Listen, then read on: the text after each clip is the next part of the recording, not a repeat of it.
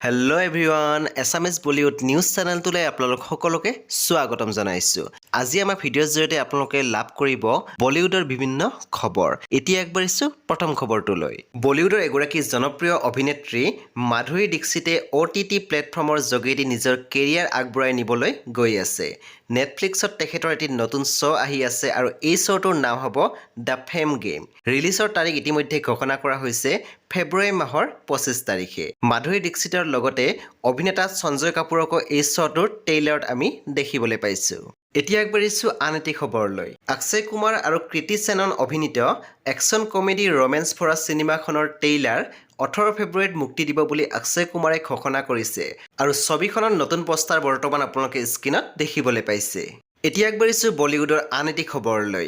আহিবলগীয়া সাউথ চিনেমাৰ Hindi remake jersey য'ত শাহিদ কাপুৰে অভিনয় কৰিছে ৰিলিজ হ'বলৈ গৈ আছে এপ্ৰিল মাহৰ 15 তাৰিখে আৰু একেদিনে ৰিলিজ হ'ব KGF চেপ্টাৰ 2 আৰু সেই দিনটোতে আমিৰ খানে অভিনয় কৰা লাল সিং চদ্দাও ৰিলিজ হোৱা কথা আছিল যদিও KGF চেপ্টাৰ 2ৰ লগত একেদিনাই ৰিলিজ নেদি পিছুৱাই 11 আগষ্ট 2022 কৰে।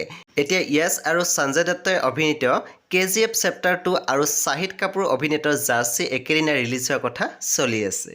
এতিয়া আগবাঢ়িছো বলিউডৰ আন এটি খবৰলৈ। 2015 চনত অহা অজয় দেৱগুণৰ দৃশ্যম ছবিখনে বেছ জনপ্ৰিয়তা লাভ কৰিছিল। অজয় দেৱগুণে নিজৰ ছ'চিয়েল মিডিয়া হেণ্ডেলৰ জৰিয়তে সদ্যহতে প্ৰকাশ কৰিছে দৃশ্যম 2ৰ কথা আৰু শ্বুটিঙৰ এখন ফটো শ্বেয়াৰ কৰিছে তেখেতে নিজৰ ছ'চিয়েল মিডিয়া হেণ্ডেলৰ জৰিয়তে।